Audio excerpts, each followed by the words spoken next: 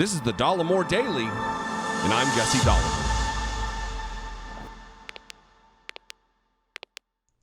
I talked the other day about how the right has to invent things, invent scandal, just make things up out of whole cloth to attack Joe Biden with, whether it be him eating ice cream or riding a bike or whatever else. It's as though Republicans and conservatives have a fundamental lack of understanding of the job of President of the United States. Wouldn't be surprising because the last guy they elected to do the job also had a fundamental lack of understanding of the job of President of the United States. And it goes as far as to not understand that Joe Biden doesn't have time to, one, comment on everything that happens in the American cultural sphere. He's probably not likely on Twitter himself. Yeah, he has a Twitter account, but he's not sounding off about Will Smith and Chris Rock. There's a clip coming later about that. But also, not everybody warrants, merits, rates a call from the President of the United States of America. Not everybody gets to counsel with the president. Not everyone gets to chum around with Joe Biden. It's the way it is. It's the economy of scale of our country. How many, just population. He's one man, there's 350 million of us.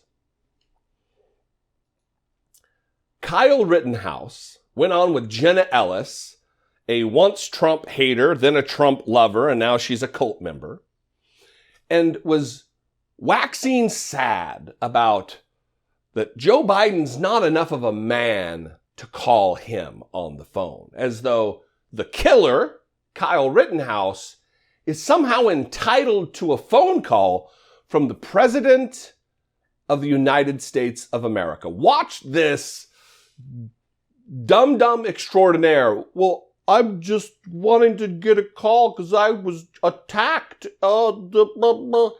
It is everything within his cognitive ability to string a sentence together, and he expects a call from the President of the United States. Watch this. Or, is calling you out on Twitter. What would you like them to know most about your story? Yeah, I was attacked. I was 17 years old. I was attacked and had to defend myself, and I'm not a racist. I'm not a white supremacist. I'm not a domestic terrorist. I'm not a murderer. And anybody who wants to sit down and have a conversation, I'm more than open. I reached out to Joe Biden several times. Crickets, nothing. He still hasn't replied. So it just shows how much of a man he is to not sit down and talk to a 19-year-old.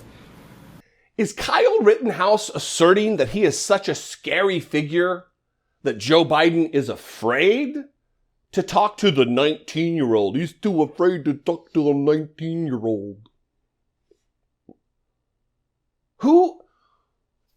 Where are we in America that this individual is being held up as some kind of a hero? Well, I'll tell you where. We are precariously perched on a 2020 midterm where Republicans are likely going to take back the House and the Senate. And in 2024, if we don't get our shit together, they're going to take back the White House.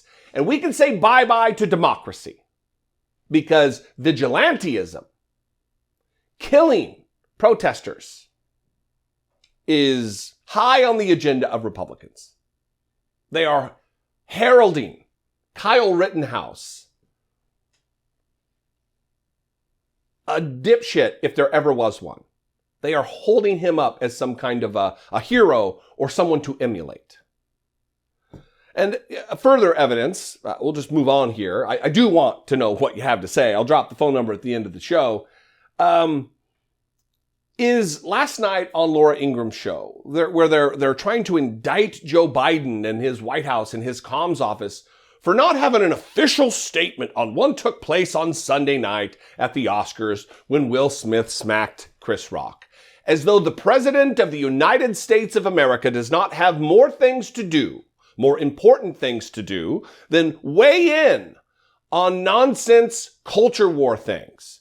One dude slapped another dude on TV, and they think Joe Biden should have an official White House position on it. Ellen has more common sense and understanding and gravity of this moment, Laura, than even the White House, where the comms director today refused to condemn Smith's violence. I don't have any official comment from the White House on the altercation. I know the president was not able to watch the Oscars, didn't see it, so I don't have any official comment from him or from the White House on this. He goes to sleep Maybe at 7. that's because, maybe that's because Will Smith and Jada Pinkett Smith gave $5,600 to Biden and hosted a fundraiser for his predecessor, Barack Obama. They're asserting that Joe Biden is too afraid to talk about it because of $5,600. They donated the maximum allowable by law to the Joe Biden campaign by individuals, and they think that Joe Biden's now afraid to talk about it because of $5,600 when they raised hundreds of millions of dollars. Come on, this strains reason and rationality.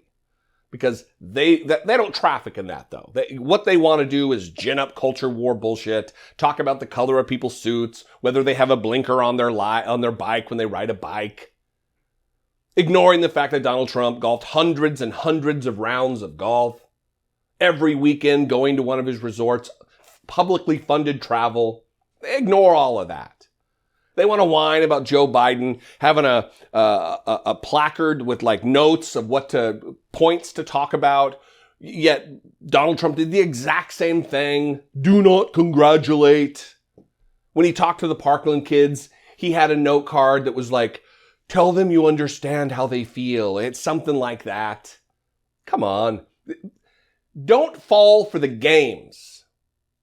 If you're a Republican out there, expect more from your people. Expect more from your party. Expect more from your leaders. Because I can tell you I do. I sit here on a day-to-day basis and try to hold accountable people who are in my party and out of it. I've been screaming for a year about Merrick Garland doing nothing.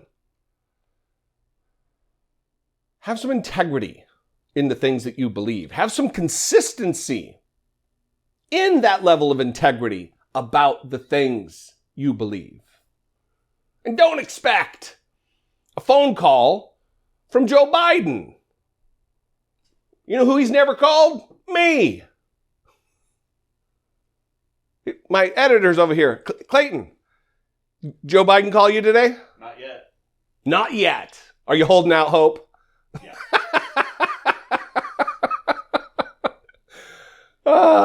Nonsense. Come on. Anyway, what do you feel about this? What do you think about this? Sound off. You can call. Leave me a brief voicemail, 714-576-4054. You can email me too. A regular old-fashioned email, daily@dollemore.com. I'd love to hear from you. I'd love to hear from you on social media too. You can follow me @Dollemore, @Dollemore. Instagram, Twitter, TikTok.